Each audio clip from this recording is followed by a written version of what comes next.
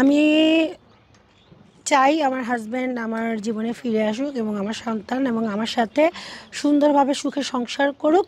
তৃতীয় কোনো ব্যক্তি যেন এর মধ্যে না থাকে।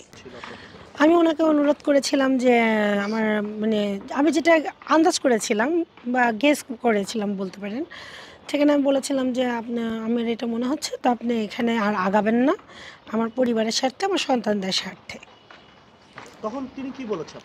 তখন তিনি বলেছেন যে না, আমি আপনার ফ্যামিলি থেকে ওনার পথ থেকে সরে যাচ্ছি, এরকম অনেক কথা বলেছিলেন।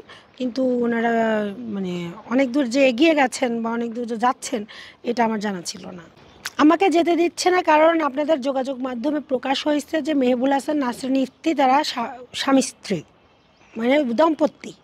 সেখানে যদি নতুন করে আমি চলে আসি তখন সেই ব্যাপারটা অন্যদিকে মন নিতে পারে, বিধায় সে আমাকে যেতে দিতে চাচ্ছে না। না, আমার শাশুড়ির সাথে আমার কোনোদিনও কোনো ঝগড়া ছিল না। মানে এই ঘটনার পরে হ্যাঁ, আমার শাশুড়ি কালকেও আমার বাসায় ছিলেন, ওনাকে সাথে নিয়ে আমি হসপিটাল থেকে এ বাসায় এসেছি। ওনারা বলছে যে আমি কোনো কথা না বলি, চুপ থাকি, এবং ওনারা যেন এই ঘটনা মানে আমার হাজব্যান্ডকে সুস্থ করার পরে তখন তারা একটা ব্যবস্থা নেবেন এই হিসেবে আমাকে আশ্বাস করেছেন। হাইট রাখার ওই একটাই কারণ যে নতুন করে যেন কোনো আইনি জটিলতা সৃষ্টি না হয়, কারণ তারা একটা সিনক্রিয়েটের শিকার হয়েছেন। এই সিনক্রিয়েটের মধ্যে নতুন করে যেন কোনো আইনি মানে বিষয় না চলে আসে বা নতুন কোনো প্রশ্নের সম্মুখীন হতে হয়, হয়তো এই কারণেই তারা এই ডিসিশনটা নিয়েছেন।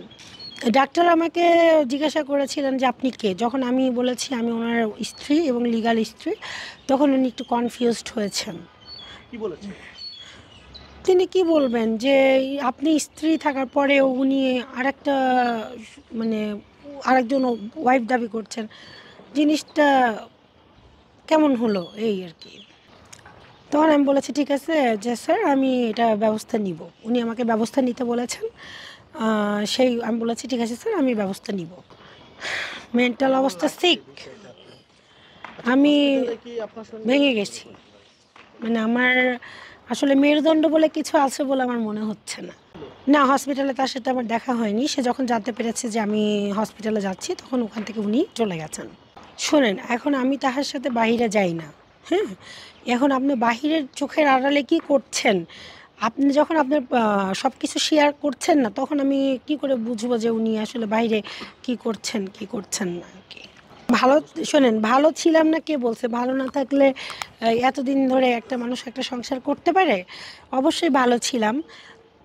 হয়তো কোনো মানুষ ভুল করে, হয়তো তিনিও হয়তো কোনো ভুল করে ফেলেছেন, যার কারণে এরকম সিচুয়েশন সৃষ্টি হয়েছে। আপনাদের বিবাহটা কি পারিবারিকভাবে হয়েছিল না লাভ ম্যারেজ? পারিবারিক। কত সালে বিয়েটা হয়েছিল? 2016। বিয়ের কি কোনো ডকুমেন্টস প্রমাণ কি আছে? হ্যাঁ, কাবিননামা আছে, ছবি আছে, আমার দুটো বাচ্চাই তো বড় প্রমাণ। ডিএনএ টেস্ট করেন। আচ্ছা, কাবিনে কত টাকা উল্লেখ করা হয়েছে? 15,01,000 টাকা। 15,01,000 টাকা। উসির কত টাকা উল্লেখ করা হয়েছে? উসুল কোনো টাকাই দেয়নি। উসির কোনো টাকা না। আচ্ছা, আপনার একটু বিস্তারিত ঠিকানাটা যদি একটু বলেন। আপনার দেশের বাড়ি কোথায়, আপনার বাবার বাড়ি কোথায়, আপনার শ্বশুর বাড়ি? আমার দেশের বাড়ি হচ্ছে সিরাজগঞ্জ জেলার উল্লাপাড়া উপজেলার উল্লাপাড়া উপজেলায় আমার বাবার বাড়ি। আর আমার শ্বশুর বাড়ি হচ্ছে সিরাজগঞ্জ জেলার তাড়াশ উপজেলার দেশিগ্রাম গ্রামে। আমি চাচ্ছি যে মানে যে প্রক্রিয়াই হোক, আইনি প্রক্রিয়াই হোক, আপনাদের মাধ্যমে, আপনারা যেহেতু সোশ্যাল মাধ্যমে জানিয়েছেন বা যেটা বলেছেন যে ওনারা দম্পতি, আমি আমার স্ত্রী এবং সন্তানদের একটা স্বীকৃতি চাচ্ছি এবং তার সাথে সুন্দর এবং স্বাভাবিকভাবে জীবনযাপন করতে চাচ্ছি। কোনো মানসিক টর্চার, কোনো প্রেশার এবং কোনো মানে বহির্ভূত এটা যত না হয়, আমি সেটাই চাচ্ছি সবার। না, স্বীকৃতি দিয়ে না দিলে তো আর আমি সংসার করি না, কিন্তু যখন সামাজিক মাধ্যমে এসেছে, সামাজিক মাধ্যমে তো স্বীকৃতিটা আমাকে দিচ্ছে না কেউ। আপনারা সামাজিক মাধ্যমে অন্য একজনকে স্ত্রী হিসাবে আখ্যায়িত করছেন, তার জন্য আমাকে নীরব থাকতে বলছে, অন্যজনকে স্ত্রী হিসাবে আখ্যায়িত করছেন, তাহলে সেখানে আমাকে অস্বীকৃতি দেওয়া হলো না?